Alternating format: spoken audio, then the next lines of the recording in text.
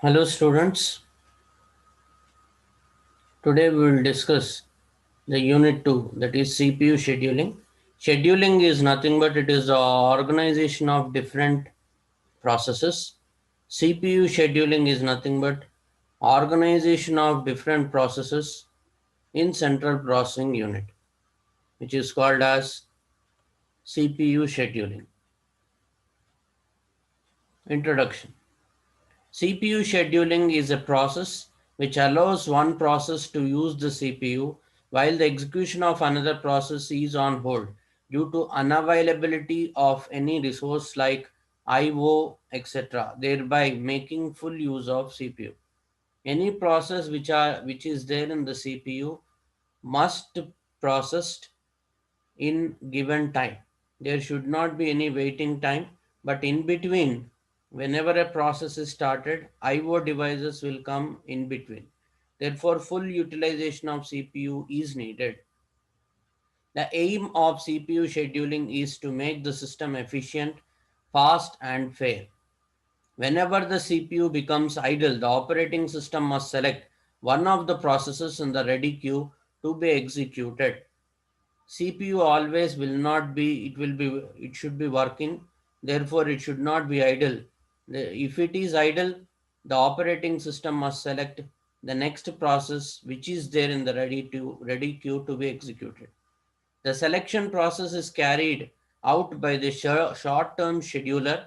The scheduler selects from among the processes in memory that are ready to execute and allocates the CPU to one of them. Now, whenever the CPU scheduler is selecting a process, it will be selecting various processes which are there in the memory which is ready to execute. Therefore, it allocates some memory or space in the CPU where the CPU scheduling can be done easily. We have three categories that are there: basic concepts, scheduling criteria, and scheduling algorithms. First, we'll see the basic concepts. The objectives: to introduce CPU scheduling, which is the basis for the multi-programmed operating systems. Second one, to describe various CPU scheduling algorithms. Third one, to discuss evaluation criteria for selecting the CPU scheduling algorithm for a particular system. Each process will have its own method for reaching the destination state. To reach the destination state, it has to be used the algorithm. Therefore, for any process that has to be processed, therefore it has to be taken into CPU and use the scheduling algorithm. The basic concepts are maximum CPU utilization obtained with multiprogramming. Second one, CPU IO burst cycle. Process execution consists of a cycle of CPU execution and IO wait. And third one is CPU burst distribution. Maximum CPU utilization must be there because it is a multi-programming. Many number of processes will enter into the CPU. One by one it has to be processed. IO burst cycle in between, whenever it is processing, IO burst cycle, that is nothing but input output time, input output devices time also will be included in between. Process execution consists of a cycle of CPU execution and IO wait. And CPU burst distribution. After completing the complete process, therefore CPU burst distribution will be handled. Now here we'll see a picture, histogram of CPU burst times. It is graph is drawn between frequency as well as burst duration. Burst duration is on x-axis and frequency is on y-axis. Whenever frequency increases, the burst duration will be unchanged, and We have taken x axis as 8 units and y axis frequency as 20 units. Alternating sequence of CPU and IO bursts. Load, store, add, store, read from file, wait for IO, store, increment, index, write to file, wait for IO. Now this is the continuous procedure that will be done in the CPU. First loading the process, adding the process to the store, then reading from file, then wait for the IO instruction that has to be handled, then again store increment, that is next increment is nothing but one more plus 1. Therefore, a new process will be started. Again, write to file. In between, again, wait for IO, that is input output to be read.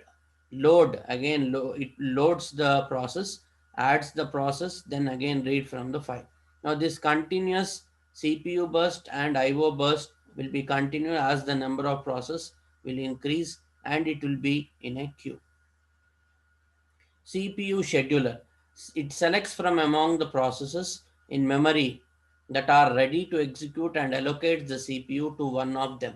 Scheduler is nothing but it is a tool where the processes are scheduled in the CPU. CPU scheduling decisions may take place when a process switches from running to waiting state, second one switches from running to ready state, and third switches from waiting to ready state, and fourth it terminates. Any process which is there in a job queue, that is ready queue, or it may be in a waiting state, or it may be a ready state, or it may be end state, that is destination state. Therefore, running to waiting state is the first one, running to ready state in the second one, and waiting to ready is the third, and it terminates after it finishes. Scheduling under 1 and 4 is non-preemptive. All other scheduling is preemptive. Implications for data sharing between threads or processes. Dispatcher. Every process has to reach the destination. Many number of processes and applications will be done. Therefore, it has to reach the operating system will be managed and CPU has to look after all these things. Processed process has to reach means in between the dispatcher will come. Dispatcher module gives control of the CPU to the process selected by the scheduler. This involves switching context, switching to user mode, jumping to the proper location in the user program to restart that program. Switching context is nothing but whenever the process is switching from one process to the other application. Switching to user mode, if the user is instructing the operating system or the command that is used by the input output devices, jumping to the proper location in the user program to restart that program. In between, some break has been done, therefore uh, proper location the user program will stop and it has to the program will be restarted.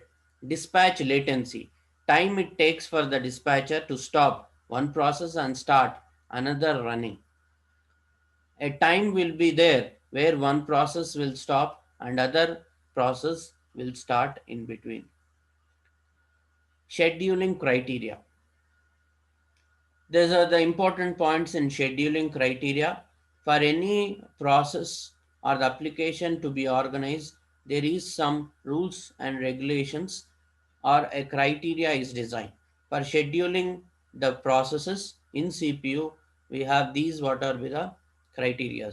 CPU utilization, second one throughput, third one is turnaround time, fourth one is waiting time, fifth one is response time. CPU utilization, keep the CPU as busy as possible. Throughput, processes that complete their execution per unit time. Turnaround time, amount of time to execute a particular process. Waiting time, amount of time a process has been waiting in the ready queue. Response time is nothing but amount of time it takes from when a request was submitted until the first response is produced, not the output. Utilization of CPU must be done because more number of processes will come in into the CPU one by one. It has to be executed. Throughput, processes that complete their execution per unit time. How much time that is required for a single process to reach the destination.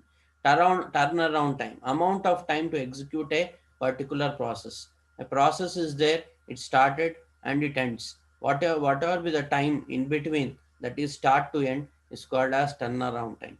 Waiting time, amount of time a process has been waiting in the ready queue. Amount of time it takes from when a request was submitted until the first response is produced. Response has to come from the user as well as from the CPU. Scheduling algorithm optimization criteria. Maximum CPU utilization has to be done. Maximum throughput should be there. And minimum turnaround time, waiting time as well as response time is needed. Thank you.